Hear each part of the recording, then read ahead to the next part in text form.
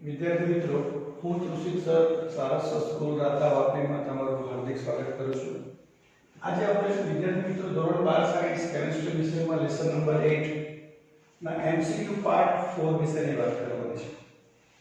મિત્રો, આ પાર્ટ 4 ની અંદર આપણે સંક્રાંતિ તત્વો અને તેમના ધાતુ આયનો દ્વારા અથવા તેમના સંયોજન દ્વારા જે રંગ દેખાય છે તેના વિશેના એમસીક્યુ સમજવાના છે અને તેની થિયરી પર આપણે દોસ્તો ચર્ચા કરીશું. પ્રશ્ન છે, નીચેનામાંથી Mn+3 આયન કયા રંગનો છે? નીચેનામાંથી Mn+3 આયન કયા રંગનો છે? ઓપ્શન છે જાંબલી, લીલો, પીળો, ભૂરો અને પાંચમો ઓપ્શન ને આવે છે ગુલાબી. તો દોસ્તો યાદ રાખજો, Mn+3 આયન માટે આપણે શું વિચારવાનું પહેલા? આપણે સામાન્ય રીતે અવલોકન કરીએ Mn નો પરમાણુ ક્રમાંક કેટલો થાય દોસ્તો? 25. ઇલેક્ટ્રોન રચના થશે R1 3d5 4s2. હવે Mn+3 કીધા છે, Mn+3 ની ઇલેક્ટ્રોન રચના શું થાય ફ્રેન્ડ્સ? તો R1+3 એટલે 3 ઇલેક્ટ્રોન દૂર કરવાના, 2 ઇલેક્ટ્રોન 4s માંથી કાઢો, 1 ઇલેક્ટ્રોન 5s માંથી કાઢો. તો Mn+3 માં શું થશે? 3d4 4s0. અને આપણે જાણીએ છીએ તે પ્રમાણે ડી કક્ષકના 5 ઉર્જા સ્તર, આ 1, આ 2, આ 3, આ 4 અને આની અંદર ઇલેક્ટ્રોન નથી. અહીંયા આપણે કહીશું n બરાબર 4 છે એટલે અયુગ્મિક ઇલેક્ટ્રોન. અયુગ્મિક ઇલેક્ટ્રોનની સંખ્યા કેટલી થઈ દોસ્તો? 4. અને આ 4 અયુગ્મિક ઇલેક્ટ્રોન છે માટે તે રંગીન હોય. રંગીન હોવા માટે જવાબદાર છે દોસ્તો અયુગ્મિક ઇલેક્ટ્રોન. પણ દોસ્તો આ રંગ કેવી રીતે આપણને જોવા મળે, ડીડી સંક્રાંતિ શું છે તે આપણે સમજવાનો પ્રયત્ન કરીએ દોસ્તો. તો યાદ રાખજો દોસ્તો, ધાતુ આયન પ્લસ લિગેન્ડ આ બે જ્યારે એકબીજા સાથે ભેગા થાય તો આપણને મળે છે સંકીર્ણ સંયોજન. ધાતુ આયન પ્લસ લિગેન્ડ જ્યારે એકબીજા સાથે ભેગા થાય તો શું મળે? સંકીર્ણ સંયોજન. ધ્યાન રાખજો, આ સંકીર્ણ સંયોજનના દોસ્તો અત્યારે બે પ્રકારની ચર્ચા કરું છું. એક અષ્ટફલકીય અને બીજું સમચોરસ. તો ધાતુ આયન એટલે શું દોસ્તો? સંક્રાંતિ તત્વો કે તેની અંદર ડી કક્ષક આપણી પાસે હોય છે. સમજી લો કે આ ડી કક્ષકના દોસ્તો આ 5 ઉર્જા સ્તર છે. ડી કક્ષકના શું છે દોસ્તો? આ 5 ઉર્જા સ્તર. આ પાંચે 5 ઉર્જા સ્તરના નામ કયા કયા હતા? તો dxy, dyz, dzx, dx2 y2 અને dz2. યાદ કરો દોસ્તો, ડી કક્ષક કેટલા પ્રકારની છે? 5. કઈ કઈ? dxy, dyz, dzx, dx2 y2 અને dz2. તમને દોસ્તો એ પણ ખબર હશે કે s કક્ષક ગોળાકાર હોય, p કક્ષક એ ડબલ આકાર હોય અને d કક્ષક જે છે એ ડબલ ડબલ આકારની હોય છે. તો આ d કક્ષક કયા આકારની હોય છે? ડબલ ડબલ આકાર. અને f કક્ષકનો આકાર શોધાયો છે પણ એને ડ્રો કરવો અઘરો છે, હાર્ડ છે, એટલે ચોપડીમાં લખ્યું છે આકાર વિહોણી છે. ઓકે ફ્રેન્ડ્સ, તો આ 5 d કક્ષકોને મેં અહીંયા 5 લાઈન સ્વરૂપમાં બતાવી દીધી. આ 1 લાઈન, 2, 3, 4 અને 5. સમજ પડી? હવે આ લિગેન્ડ જ્યારે એની નજીક આવે ત્યારે પાંચે 5 કક્ષકો ઉત્તેજિત થશે અને ઉત્તેજિત થઈને ઊર્જા મેળવીને તે ઉત્તેજિત થશે. હવે શું થશે? તો જો મારી પાસે અષ્ટફલકીય સંકીર્ણ હોય તો લિગેન્ડ જ્યારે પોતાના ઇલેક્ટ્રોન યુગ્મ હવે આપવા માટે ખૂબ જ નજીક આવે છે તો આનું બે પ્રકારે વિભાજન થશે. 3 કક્ષકની ઊર્જા ઘટશે અને 2 કક્ષકની ઊર્જા વધશે. ઘટેલી કક્ષકને કહેવામાં આવે છે T2g અને જેની ઊર્જા વધેલ છે તેને કહેવામાં આવે છે Eg. દોસ્તો T2g અને Eg એ નામ કેવી રીતે પડ્યા અથવા કયા કયા સેટને આપણે T2g કહીશું અને કોને Eg કહીશું એ બંધારણ દોરવું એટલે તમને ખ્યાલ આવશે. દોસ્તો 11મા ધોરણમાં તમે જોશો તો આપણે એવું શીખી ગયા હતા કે આ જે ડી કક્ષક છે એમાં dxy છે તો dxy નું બંધારણ કેવી રીતે દોરીશું? તો સમજી લો કે આ આપણી x અક્ષ છે, આ y અક્ષ છે અને z અક્ષ છે. तो dx y प्लस माइनस आ जाएगी તમારી dxy जो dyz જોડવી હોય તો કેવી રીતે જોડાય આ dy પ્લસ માઈનસ અને આ dz plus minus okay dzx જોડવી હોય તો કેવી રીતે જોડાય આ dz આ પ્લસ માઈનસ અને આ d પ્લસ માઈનસ તો આ dxy dyz અને dzx છે તેના માટે આપણે શબ્દ વાપરીશું અક્ષીય સમમિતિ તેના માટે શબ્દ કયો વાપરીશું દોસ્તો અક્ષીય સમમિતિ કઈ સમમિતિ ધરાવે છે તો દોસ્તો બોલો અક્ષીય સમમિતિ ધરાવે છે જ્યારે દોસ્તો dx2 y2 એમાં શું મળે તો દોસ્તો આ જે કક્ષકો વચ્ચે જે ખૂણો પડે છે આ પ્લસ માઈનસ તેની અંદર ગોઠવાય છે dx2 y2 અને દોસ્તો એના પછી આવે છે બીજી dz2 તો dz2 ની અંદર આ રીતે તમને જોવા મળે છે દોસ્તો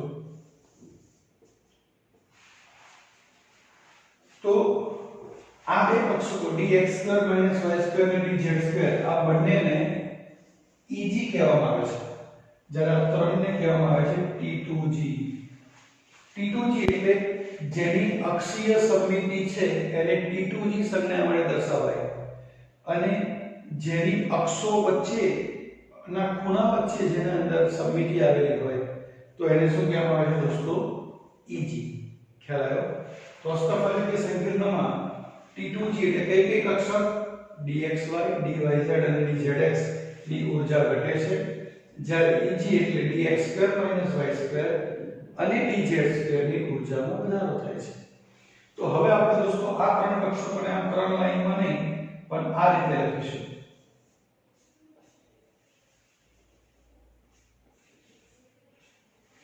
હવે દોસ્તો અહીંયા આપણી પાસે 4 ઇલેક્ટ્રોન છે કેટલા ઇલેક્ટ્રોન છે 4 તો 4 ઇલેક્ટ્રોન શું કરશે તો આ 1 2 3 ને સમજો કે ચોથો ઇલેક્ટ્રોન આપણે અહીંયા બતાવી દીધો બરાબર તો અયુગ્મિક ઇલેક્ટ્રોન આ પ્રમાણે અત્યારે 2 છે તો હવે શું કરશે ઇલેક્ટ્રોન શું કરે છે ઊર્જાનું શોષણ કરીને ક્યાંથી ક્યાં જાય T2G માંથી EG માં જાય EG માં જવું એટલે શું નીચી શક્તિવાળી T2G માંથી ઊંચી શક્તિવાળી EG માં જાય છે પણ ઇલેક્ટ્રોનનો ગુણધર્મ શું છે તો હંમેશા પોતાની ભૂમિ અવસ્થામાં જ રહે ભૂમિ અવસ્થામાં રહે એટલે શું થાય તો ઇલેક્ટ્રોન જ્યારે EG માંથી ફરી પાછો T2G માં આવે તો જે શક્તિનું શોષણ કરેલું છે તેને વિવિધ તરંગલંબાઈ ધરાવતા પ્રકાશના સ્વરૂપમાં ઉત્સર્જિત કરે છે બરાબર વિવિધ તરંગલંબાઈ ધરાવતા સેવા ઉત્સર્જિત કરે છે પ્રકાશના સ્વરૂપમાં માટે Mn+3 ની અંદર તમને જાંબલી રંગ જોવા મળે છે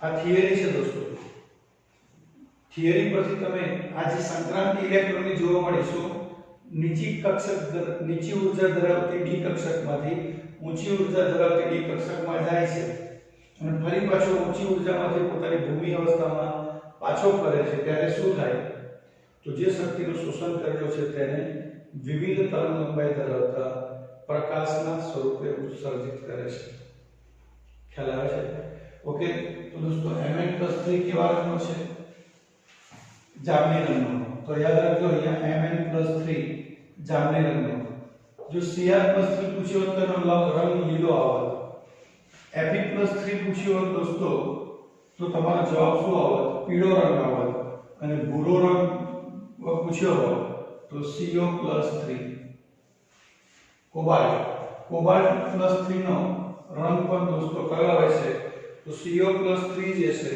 તેનો રંગ તમને ભૂરો રંગ જોવા મળે છે તો આ કયા આયન કયા રંગ આપે છે એના માટે આ સંક્રાંતિ જોવા મળે છે આ સંક્રાંતિને કહેવામાં આવે છે DD સંક્રાંતિ શું કહેવાય દોસ્તો DD સંક્રાંતિ એટલે ઇલેક્ટ્રોન ક્યાંથી ક્યાં જાય નીચી શક્તિમાંથી ઊંચી શક્તિ પણ બંને કક્ષક કઈ છે ડી કક્ષક છે આ T2G એટલે ત્રણ dxy dyz dzx અને EG એટલે કઈ તો dx2 y2 અને dz2 સમજણ પડી ઓકે દોસ્તો હવે સપોઝ આ અષ્ટફલકીયની જગ્યાએ ચતુષ્ફલકીય હોય અષ્ટફલકીની જગ્યાએ સંકીર્ણ કેવો હોય દોસ્તો મારી પાસે ચતુષ્ફલકીય હોય તો શું થાય છે આ કક્ષકો જે છે Eg ની ઊર્જા ઓછી થાય છે જ્યારે T2G ની ઊર્જામાં વધારો થાય છે અષ્ટફલકીયમાં શું હતું T2G ની ઊર્જા ઓછી ને Eg ની ઊર્જા વધારે જ્યારે સમચોરસમાં શું થાય દોસ્તો તો Eg ની ઊર્જા ઓછી થાય છે અને T2G ની ઊર્જા કેવી થાય છે વધારે એનું કારણ શું તો અક્ષીય સમમિતિ અષ્ટફલકીય સંકીર્ણ હોય તો ઓછું અપાકર્ષણ અનુભવે છે માટે એની ઊર્જા ઓછી થાય છે અને જેની અક્ષો વચ્ચે સમમિતિ આવેલી છે તે વધુ અપાકર્ષણ અનુભવે છે માટે એ શું બને છે Eg શેમાં અષ્ટફલકીયમાં જ્યારે ચતુષ્ફલક સમચોરસમાં શું થાય છે ઊંધું થાય છે કે હવે સમચોરસમાં Eg નું અપાકર્ષણ ઓછું છે જ્યારે T2G નું અપાકર્ષણ કેવું છે દોસ્તો વધારે છે આ વસ્તુની વાત લેસન નંબર 9 માં કરીએ છીએ ધ્યાન રાખજો આ બધા જ રંગ વિશે પૂછાઈ શકે એ સિવાય બીજા +2 આયન સપોઝ તમને કોઈ Mn+2 કેવો છે તો ગુલાબી રંગનો છે યાદ રાખજો તમને પૂછે Fe+2 કેવો છે તો Fe+2 જે છે એ લીલા રંગનો છે દોસ્તો તમને પૂછે Cu+2 કેવો છે તો ભૂરા રંગનો છે Ni+2 એ પણ દોસ્તો લીલા રંગનો ક્ષાર છે કેમ કે બધાની ઇલેક્ટ્રોન રચના જો Mn+2 જોશો તો એની રચના થશે 3d5 4s0 Fe+2 તો એની રચના થશે 3d6 4s0 Cu+2 રચના થશે 3d9 4s0 Ni+2 એની રચના થશે 3d8 4s0 તો બધા જ તમને કઈ સંક્રાંતિ આપશે દોસ્તો dd સંક્રાંતિ આપશે પણ dd સંક્રાંતિની અંદર એ લોકોની કલરની આવૃત્તિ અલગ અલગ હોય છે માટે આ રંગ આપણે યાદ રાખવા પડશે ઓકે અને છેલ્લો એક ટોપિક લઈ લો કે જે સંયોજન સપોઝ મારી પાસે આવું છે Zn+2 તો Zn+2 ની ઇલેક્ટ્રોન રચના થાય 3d10 4s0 3d10 4s0 એટલે 10 ઇલેક્ટ્રોન આવેલા છે 1 2 3 4 5 6 7 8 9 10 બધા ઇલેક્ટ્રોન ગોઠવાઈ જાય તો અહીંયા મારી પાસે dd સંક્રાંતિ માટે જગ્યા જ નથી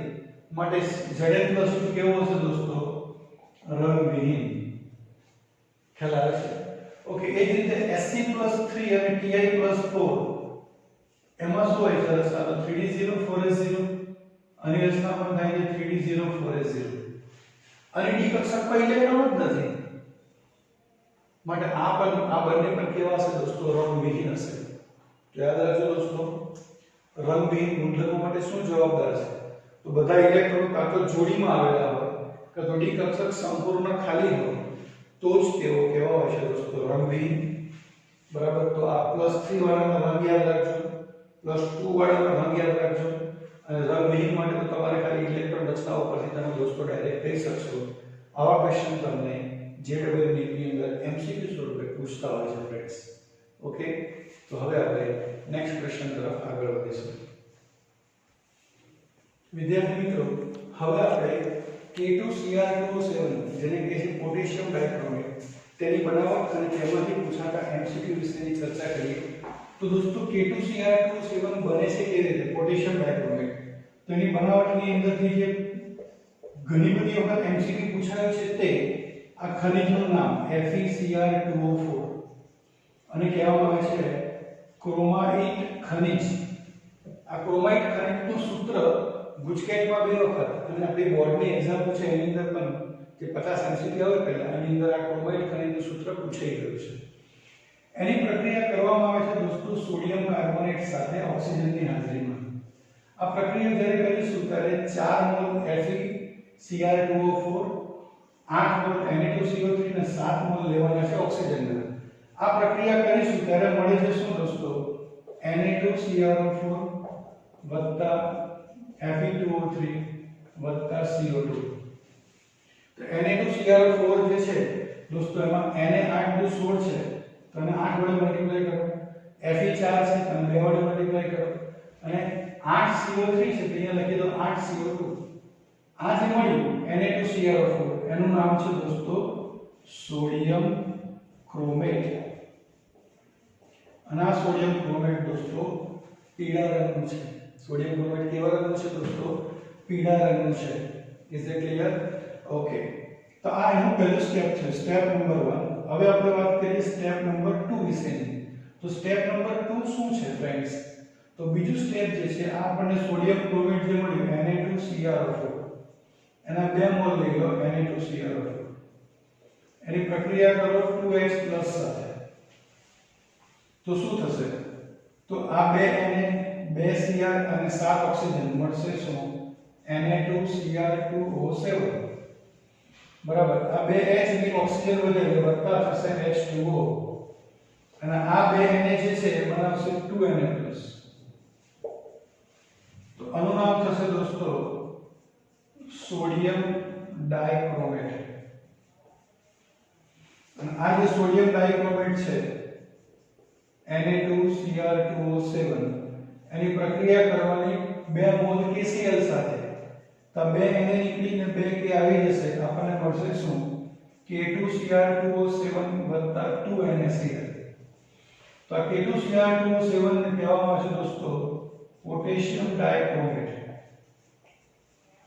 K2Cr2O7 ને શું કહેવામાં આવે છે દોસ્તો? પોટેશિયમ ડાઇક્રોમેટ, કે જેનો રંગ છે દોસ્તો નારંગી. કેવો રંગ છે દોસ્તો? નારંગી. હવે તમને MCQ માં પૂછાય કે ક્રોમેટ આયન એટલે CrO4-2 એની રચના કેવી છે? તો ચતુષ્ફલકીય. એની રચના કેવી છે દોસ્તો? ચતુષ્ફલકીય. જ્યારે ડાઇક્રોમેટ આયન Cr2O7-2 જે છે તેની રચના કેવી છે? તો બે ચતુષ્ફલક વચ્ચે એક ઓક્સિજન પરમાણુ સહિયારો છે. બે ચતુષ્ફલક વચ્ચે શું દોસ્તો? એક ઓક્સિજન પરમાણુ કેવો છે દોસ્તો? સહિયારો છે. કોની અંદર? ડાઇક્રોમેટ ની અંદર. સમજણ પડી? તો દોસ્તો આ રીતે શું થાય છે? કોને બનાવવામાં આવે છે? પોટેશિયમ ડાઇક્રોમેટ ને બનાવવામાં આવે છે. 3 સ્ટેપમાં બનાવવામાં આવે છે.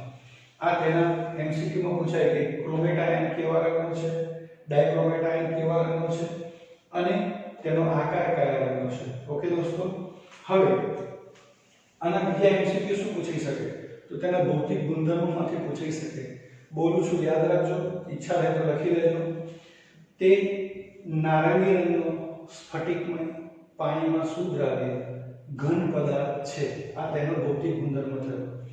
બરાબર. અને તેનો ઉપયોગ શું થાય? તો પ્રયોગશાળાની અંદર કદમાપક પૃથ્થકરણમાં અને રેડોક્સ પરિમાપનમાં Fe+2 અને I- જેવા આયનોની હાજરી નક્કી કરવા માટે થાય છે. સાથે સાથે પોટેશિયમ ડાઇક્રોમેટ પ્રબળ ઓક્સિડેશન કરતા તરીકે પણ વર્તે છે. ઓકે, તો દોસ્તો આ એના ઉપયોગો છે. હવે તમને બીજો MCQ અહીંથી શું પૂછાય? તો આ Cr2O7-2 છે ડાઇક્રોમેટ આયન. જો અહીંયા pH બરાબર 4 રાખીશું તો એનું રૂપાંતરણ થઈ જાય છે દોસ્તો ક્રોમેટ આયનમાં. શેમાં થઈ જાય છે? ક્રોમેટ. તો આ નારંગી રંગનું રૂપાંતરણ પીળા રંગમાં થઈ જાય છે. નારંગી રંગનું રૂપાંતરણ શેમાં થઈ જાય છે દોસ્તો? પીળા રંગમાં થઈ જાય છે. Is it clear? હકેના નારંગી રંગનું રૂપાંતરણ શેમાં થઈ જાય છે દોસ્તો? પીળા રંગમાં થઈ જાય છે. તો આ પણ MCQ ની અંદર દોસ્તો પૂછાઈ ગયો છે. ઓકે, હવે બીજું તમને અહીંયા શું પૂછાઈ શકે? તો દોસ્તો આ બનાવટની રીત તમને થિયરીમાં પણ 3 માર્ક્સમાં પૂછાઈ શકે. સાથે સાથે તમને એના પ્રબળ ઓક્સિડેશન કરતા તરીકેના સમીકરણ પૂછાય તો તમે કેવી રીતે લખશો કે આ પ્રબળ ઓક્સિડેશન કરતા તરીકે કેવી રીતે વપરાય છે? શું દોસ્તો બનાવટ પતી ગઈ. હવે એના પ્રબળ ઓક્સિડેશન કરતા તરીકેના સમીકરણ. તો પ્રબળ ઓક્સિડેશન કરતા, તો પ્રબળ ઓક્સિડેશન કરતા તરીકેના સમીકરણો એને કયા કયા આવે? તો દોસ્તો ડાઇક્રોમેટ એટલે Cr2O7-2 14H+ + 6 ઇલેક્ટ્રોન માઈનસ.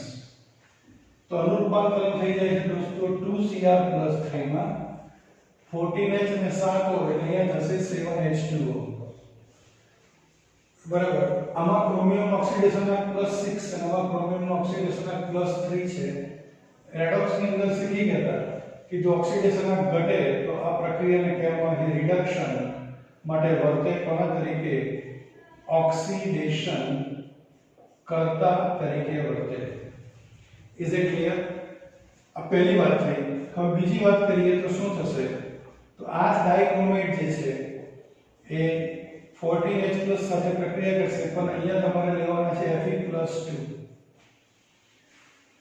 તો Fe+2 સાથે અહીંયા પ્રક્રિયા કરશે તો શું થશે તો Fe+2 નું રૂપાંતરણ કરી નાખશે દોસ્તો Fe+3 માં અહીંયા 14H ને 7 ભેગા થઈને આપણને મળશે 7H2O અને આ અહીંયા 2Cr રૂપાંતરણ પામશે 2Cr+3 માં ખાલી હવે અહીંયા Fe+2 કેટલા લેવાના એ ગણતરી કરી નાખીએ તો સપોઝ અહીંયા તમે 5Fe+2 લો તો અહીંયા થઈ જાય 5Fe+3 તો વીજભાર કરો 5 * 10 આ 14 ને 10 કેટલા થયા 24 અને -2 એટલે આ થયા તમારા કેટલા દોસ્તો 22 અને આ 5 તારીખ 15 15 ને 3 દુ 21 ઓકે તો શું થયું દોસ્તો ટોટલ આપણી પાસે અહીંયા 5Fe+2 માંથી 5Fe+3 તો આ રીતે દોસ્તો તમને ફેરસ આયનનો ફેરિક આયનની અંદર પણ શું કરે છે આ તમારું થયું દોસ્તો ઓક્સિડેશન અહીં સપોઝ 6 લઈએ અહીંયા 6 લઈએ તો શું થશે તો અહીંયા 6 નું થશે 12 અહીંયા થશે 6 તરી 18 12 ને 14 થશે 26 26 - 2 24 અને 8 ને 6 24 એટલે તમારા દોસ્તો અહીંયા બંનેમાં 5 નહીં પણ કેટલા મોલ લેવા પડશે 6 મોલ લેવા પડશે તો દોસ્તો આ જે પ્રક્રિયા છે એ તમારી બીજી પ્રક્રિયા છે કે જેમાં ફેરસ આયનનો ફેરિક આયનમાં તે ઓક્સિડેશન કરે છે પોતે રિડક્શન કરે છે માટે વર્તે છે કોના તરીકે પ્રબળ ઓક્સિડેશન કરતા તરીકે તો દોસ્તો આ રીતે તમને ડાયક્રોમેટની અંદરથી ક્વેશ્ચન આન્સર પૂછતા હોય છે તો હવે નેક્સ્ટ ક્વેશ્ચનની વાત કરીશું પોટેશિયમ પરમેંગેનેટ વિદ્યાર્થી મિત્રો હવેનો નેક્સ્ટ ક્વેશ્ચન તમને બીજા બધા એમસીક્યુ પૂછી શકે પોટેશિયમ પરમેંગેનેટની અંદરથી KMnO4 તો સૌપ્રથમ આપણે દોસ્તો તેની બનાવટ વિશેની વાત કરીશું બનાવટની અંદર શું કરવાનું તો KOH ની પ્રક્રિયા કરવાની MnO2 સાથે વધતા ઓક્સિજન લેવાના તો અહીંયા 4KOH 2MnO2 તો પ્રક્રિયાને અંતે મળે છે K2MnO4 વત્તા 2H2O અહીંયા K4 છે એટલે અહીંયા લેવાના 2 તો આ K2MnO4 નું નામ છે દોસ્તો પોટેશિયમ મેંગેનેટ યાદ રાખજો એમાં આ ક્વેશ્ચન પૂછાઈ ગયો મેંગેનીઝ નો ઓક્સિડેશન આંક છે +6 અને આ લીલા રંગનો છે કેવા રંગનો છે દોસ્તો લીલા રંગનો છે યાદ રાખજો આ એમસીક્યુ ઓલરેડી પૂછાઈ ચૂકેલો છે કે પોટેશિયમ મેંગેનેટ કેવા રંગનો છે તેનો ઓક્સિડેશન આંક કેટલો છે +6 મેંગેનીઝ નો અને આ જે તમને પોટેશિયમ મેંગેનેટ મળ્યા K2MnO4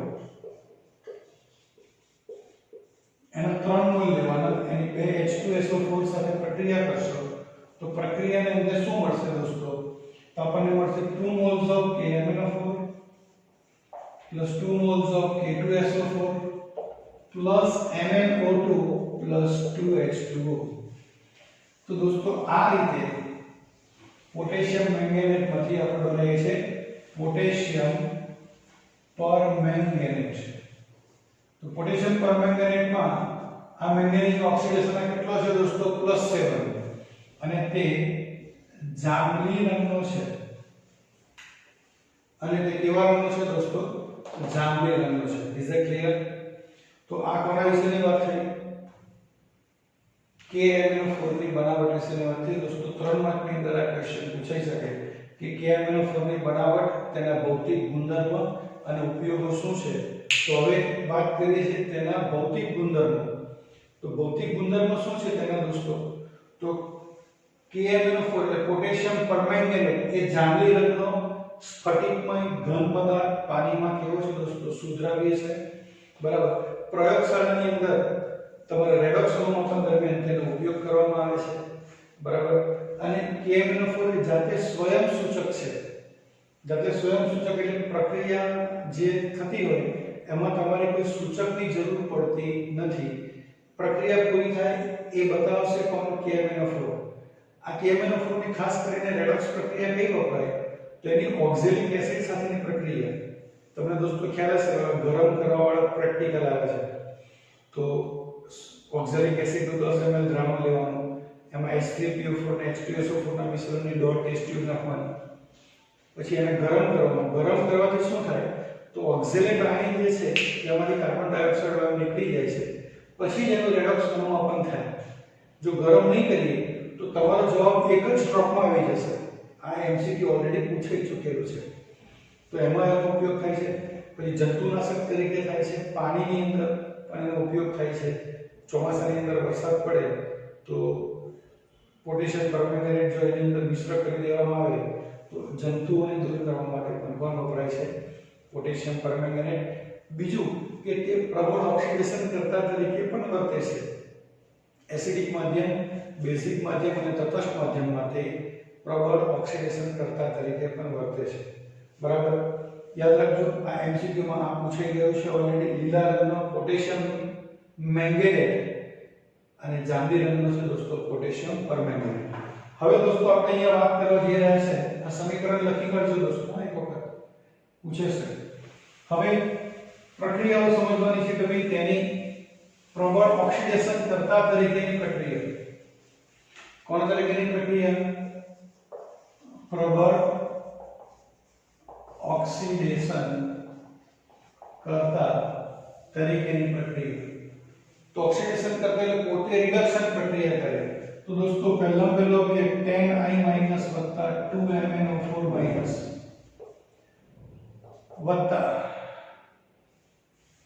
10I- વત્તા 2MnO4- વત્તા 16H+ પ્રક્રિયાને અંતે શું મળશે તો દોસ્તો આ છે તમારા આયોડાઇડ અહીંયા પ્રક્રિયાને અંતે મળશે 5I2 વત્તા અહીંયા મળશે 8H2O વત્તા 2Mn+2 અને કહેવામાં આવે છે આયોડીન તો કોઈ સર ડાયરેક્ટ Mn ના માથા પર +2 કેવી રીતે લખી દીધો તો દોસ્તો 11મા ધોરણના રેડોક્સ પ્રક્રિયામાં આપણે માથા પરનો જે ઓક્સિડેશન આયન છે તે સંતુલિત કેવી રીતે કરવો તે શીખી ગયા હતા અહીંયા 10I- છે તો આનો વિભાગ થશે -10 આનો વિભાગ થશે -2 અને આ થશે તમારો +16 આનો સરવાળો કરતા વધ્યા કેટલા 4 મારી પાસે મેંગેનીઝ કેટલા છે 2 તો એને ભાગી કાઢો 2 વડે 4 ભાગ્યા 2 શું આવે +2 ઠીક 2 × 4 સમજણ પડી ઓકે તો આયોડાઇડમાં શું કરે છે દોસ્તો ઓક્સિડેશન કરે છે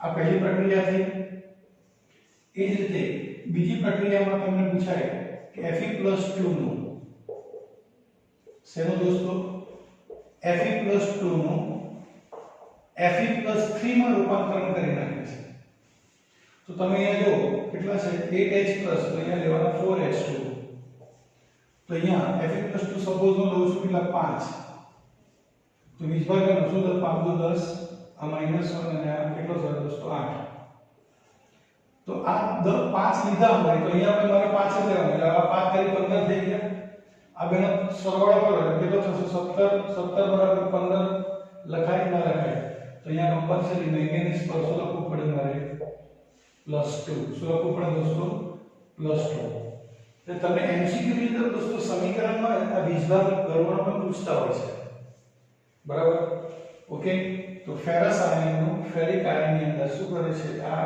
લીલા રંગનો છે અને આ પીળા રંગનો છે એવું લખ્યું છે આ ભાઈ કેવા રંગનો છે લીલા રંગનો અને આ કેવા રંગનો છે દોસ્તો પીળા રંગનો ત્યાર પછી નંબર 3 આ એમસીક્યુ ઓલરેડી પૂછાઈ ગયો છે ઓક્ઝેલેટ આયન 5COO- આ છે તમારો ઓક્ઝેલેટ આયન એની પ્રક્રિયા કરવાની 2MnO4- સાથે +16H+ સાથે શું કરીશું તો આ જ્યારે તમે એને ગરમ કરશો તો થશે 10CO2 બરાબર આ 16H જે છે એ 4 × 8 સાથે જઈને શું કરશે 8H2O + 2Mn+2 પ્લસ શું થશે દોસ્તો 2Mn+2 ઇઝ ઇટ ક્લિયર હા કે ના દોસ્તો યસ તો તમારો જવાબ શું આવશે યાદ રાખો આ બધાની અંદર જ Mn નો ઓક્સિડેશન ના દોસ્તો +2 આવે છે ભાઈ ગણતરી તમે કરી શકો આ -2 ગુણ્યા 10 એટલે -10, આ -2 અને +16 બધા કેટલા 4/2 એટલે જવાબ આવશે +2. તો ઓક્ઝેલેટ નું રૂપાંતરણ શેમાં કરી નાખે છે દોસ્તો? કાર્બન ડાયોક્સાઇડમાં. Is it clear? ઓકે, એના પછી ચોથું સમીકરણ છે દોસ્તો કયું? તો આ 5s - 2 વત્તા 2MnO4 પ્લસ 16H પ્લસ. અને કહેવામાં આવે છે દોસ્તો સલ્ફાઇડ. શું કહેવામાં આવે છે? અને અહીંયા મળી જશે 5s એટલે એને કહેવાય સલ્ફર. બરાબર. 16H છે તો અહીંયા થશે તમારા શું દોસ્તો? કેટલા 8H2 વત્તા બાકી શું રહેશે દોસ્તો? તો 2Mn+2. એ જ રીતે પાંચમી પ્રક્રિયા 5SO3- વત્તા 2MnO4- વત્તા 6H+. અને કહેવામાં આવે છે દોસ્તો સલ્ફાઇટ. શું કહેવાય? સલ્ફાઇટ આયન SO3- એને કહેવાય સલ્ફાઇટ. એનું રૂપાંતરણ કરે છે 2SO4- 2 નહીં દોસ્તો 5SO4. અને કહેવામાં આવે છે સલ્ફેટ આયન. બરાબર. હવે એમાં પાસે 6H છે તો અહીંયા ઓક્સિજન કેટલો લાગશે દોસ્તો? 3H2O plus 2Mn+2. તો સલ્ફાઇડ નું ઓક્સિડેશન શેમાં કરે છે દોસ્તો? સલ્ફેટમાં કરે છે. અને છઠ્ઠું સમીકરણ દોસ્તો અહીંયા લખું છું, થોડું ધ્યાનથી સમજજો. જે રીતે આ પ્રક્રિયા છે સલ્ફાઇડની, તેવી જ પ્રક્રિયા કરવાની તમારે કોની? 5NO3- વત્તા 2MnO4- વત્તા 6H+. પ્રક્રિયા કરતા શું થશે? સોરી NO2- અને કહેવામાં આવે છે દોસ્તો નાઇટ્રેટ. તો અહીંયા થશે 5NO3- આનું નામ થાય નાઇટ્રાઇટ વત્તા સેમ 3H2O પ્લસ 2Mn+2. તો નાઇટ્રેટ નું રૂપાંતરણ શેમાં થાય છે દોસ્તો? નાઇટ્રાઇટમાં થાય છે. નાઇટ્રેટ નું રૂપાંતરણ શેમાં થાય છે દોસ્તો? નાઇટ્રાઇટમાં. તો દોસ્તો આ રીતે આ ચેપ્ટરની અંદરથી આ થિયરી અને એની સાથેના MCQ પણ પૂછતા હોય છે. આઈ હોપ કે તમને સમજણ પડી ગઈ હશે. આ બધા સમીકરણ દોસ્તો લખશો તો યાદ રહેશે. સમીકરણ પણ તમને પ્રક્રિયા પૂર્ણ કરવામાં પૂછતા હોય છે. હવે આપણે નેક્સ્ટ વિડિયોની અંદર લેસન નંબર 9 ની ચર્ચા કરીશું friends. Thank you very much.